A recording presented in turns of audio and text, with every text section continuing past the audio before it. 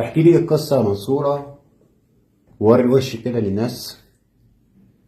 انا كان متقدم لي عريس وكده، وبعدين اول ما هو كان منفصل، واول ما هي طليقته عرفت اللي هو متقدم لي بدأت ترن عليه وتقول له انت لو خدتها انا هندمك عليها وهحبسك.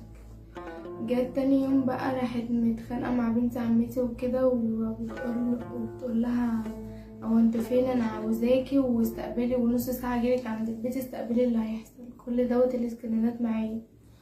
وبعدين هي جت عند البيت، كنت انا لسه جايه من الشغل ورحت قاعده قدام البيت. راحت جت وقعدت تزعق وتهلل والناس دي مش عارفه ايه والكلام ده عشان نمسك مع بعض. راحت جت خلتني واقفه بعيده عنها، راحت ادتني بالموس وجريت.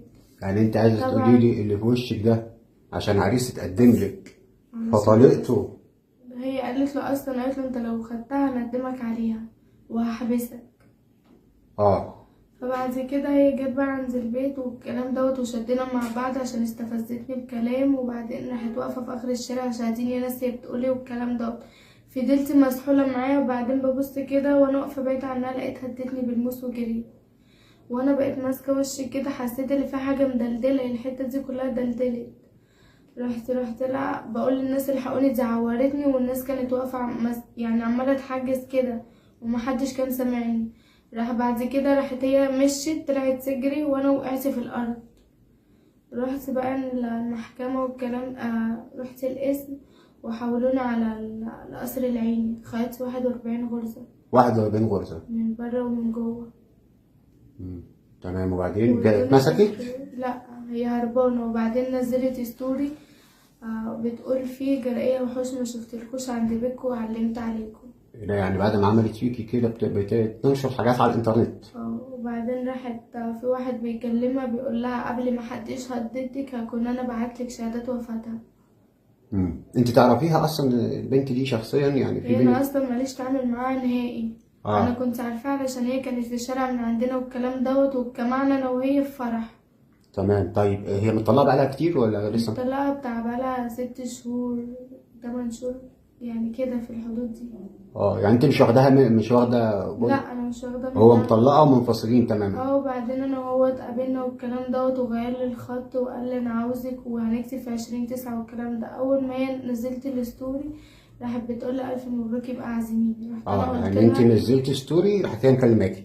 راحت هي دخلت عليا تعالي بتقول لي رحت انا دخلت قلت لها هو خطيبي قال لي ناس معينه بس اللي تخليها عندك وعامه تيجي تنوري الفرح. رحت عملت لها بلوك. راحت هي بقى رنت عليه وقالت له انت لو خدتها ندمك عليها واحبسك. وبعدين بس هو ده اللي حصل.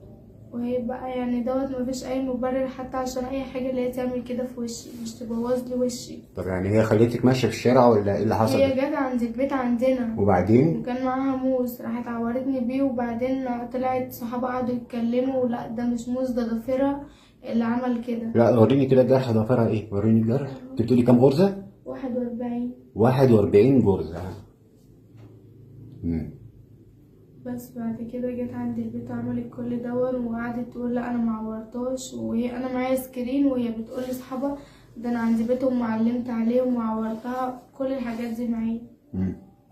تمام. بس طيب زي ما حضراتكم كده شايفين منصورة وقصتها. جالها عريس اتقدم لها، العريس ده كان مرتبط قبل كده وانفصل.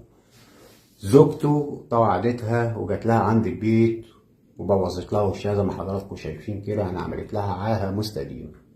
طبعا انا بضم صوتي هنا لمنصورة وبناشد اي دكتور تجميل او اي دكتورة تجميل يتضامن معانا. يعني منصورة من اسرة بسيطة، مش حمل عمليات التجميل والكلام ده كله، عشان يعني نحاول ان احنا نرجع وشها على قد ما نقدر زي ما كان. فأنا بناشد أي دكتور تجميل أو أي دكتورة تجميل تضامن معايا في القصة ديت. كمان بناشد أي محامي كويس يكون شاطر في القانون يجيب لها حقها، لأن هي منصورة يعني على الله. حابة تقولي أي حاجة تانية يا منصورة؟ لا، انا عايزه بس حقي وعايزه وشي يرجع زنبكيه بس. إن شاء الله حقك راجع، وبإذن الله الأجهزة الأمنية هتضبطها في أقرب وقت، وإحنا واثقين في حاجة زي كده.